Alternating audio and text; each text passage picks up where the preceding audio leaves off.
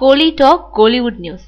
தனுஷோட வேலையில்லா பட்டதாரியை வாங்கின ஐங்கரன். தனுஷ் தயாரிச்சு நடிச்சிட்டு வரும் வேலையில்லா பட்டதாரி படத்தோட தமிழக திரையரங்கு உரிமையையும் ஐங்கரன் நிறுவனம் வாங்கியிருக்காங்க.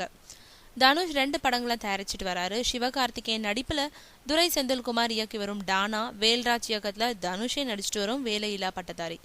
சிவகார்த்திகேயனோட திடீர் பிரபலம் காரணமா டானா படத்தோட படப்பிடிப்பு தொடங்கின சில நாள்லயே அதை தமிழக திரையரங்கு உரிமையை பெரும் தொகைக்கு ஐங்கரன் வாங்குச்சு.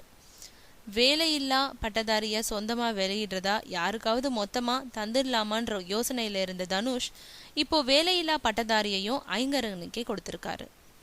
வேலையில்லா பட்டதாரிய பொல்லாதவன், ஆடுகளம் படங்களோட ஒளிப்பதிவாளர் வேல்ராஜ் இயக்கி வராரு. ஹீரோயின் அமலா பால், இசை அனிருத். இது தவிர பால்கியோட இந்தி படம், வெற்றிமாறனோட சூதாட்டம், கேவி ஆனந்தோட அநேகன், பாலாஜி மோகனோட பெயர் வைக்காத படம்னு மேலும் 4 படங்கள் தனுஷ் கைவசம் இருக்கிறது குறிப்பிடத்தக்கது.